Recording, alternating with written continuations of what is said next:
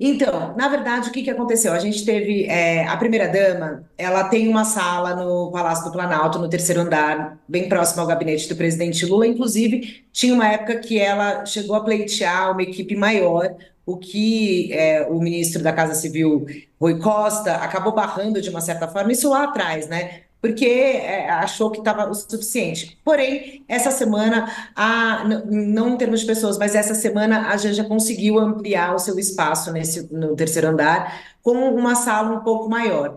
Nessa mudança, ali no terceiro andar, ficam alguns departamentos de assessoramento direto ao presidente, incluindo aí o assessor para assuntos especiais, o Celso Amorim, que está agora tratando dessa questão das eleições na Venezuela, né? Está indo para lá e vai acompanhar essa questão da Venezuela.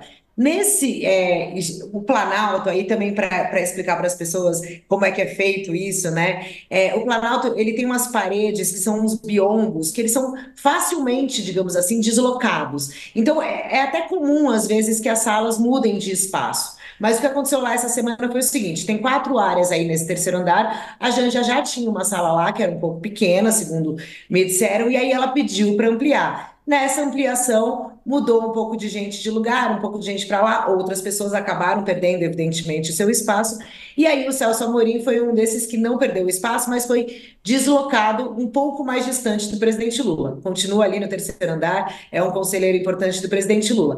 Mas essas questões acabam gerando ruídos no governo e também no Itamaraty. E aí, dentro desse bolo dessa semana de notícias da primeira dama, tem ainda a participação dela no G20 ali no Rio de Janeiro. Ela participou de alguns painéis, ela estava lá no G20.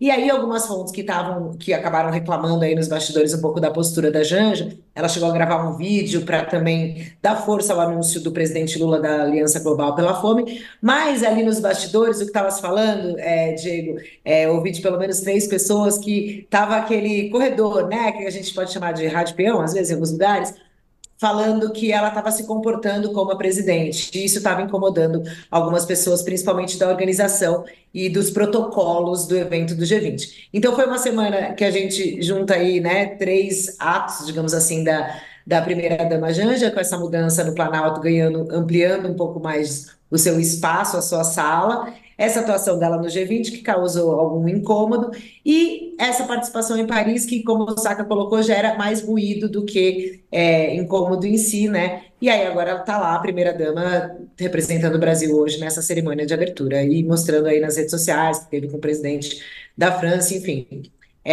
Como o Saka colocou, tem outros representantes, não causa estranheza, mas juntando esse combo aqui no Brasil, a gente conversando com algumas pessoas que fazem essas críticas à primeira-dama, enfim, a gente está aí relatando essa informação no UOL. E aí, Sakamoto, esse combo, né, de informações, a gente sabe que muito dos ataques de bolsonaristas tem como alvo a primeira-dama, mas ela também tem uma questão de exercer uma função, né, e de querer se colocar as suas opiniões. Hoje a Carla traz, então, essa questão de ampliar a sala dela no Palácio do Planalto, o Celso Amorim, que é assessor internacional, sendo deslocado, teve o G20 no Rio de Janeiro, na reunião que ela participou ativamente, né, e agora em Paris também. Então, tem um ponto que eu acho que é importantíssimo e acho que o Brasil perdeu o timing com relação a isso, é legislar sobre as funções da primeira-dama ou do primeiro cavalheiro, no caso de uma presidente mulher. Ignorar simplesmente dizer que essa pessoa não vai fazer nada, por exemplo, que ela terá um papel como teve Marisa Letícia, né, que foi a ex, né, falecida esposa do presidente Lula, que ela resolveu, né, por conta própria, voltar-se para a vida privada e não teve nenhuma atuação pública, né? É ignorar, na verdade, que o presidentes e presidentas são casados com pessoas que têm sua vida e muitas vezes seria hipocrisia ignorar de que você vai ter essa relação, né? Então você vai pegar Marcela Temer também teve uma vida que dedicou-se à vida privada. Já a esposa do presidente Jair Bolsonaro, né? a Michelle Bolsonaro teve uma atuação, né, pública, né, teve programas, infância, tudo aquilo voltado, né, buscando uma ação como ator público, né, a própria Janja também.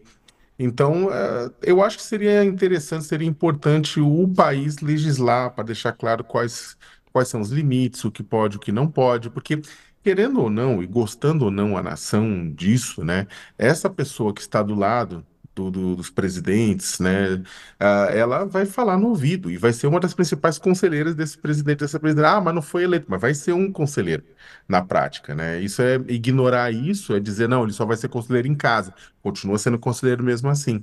Né? A pessoa não vai ouvir porque confia.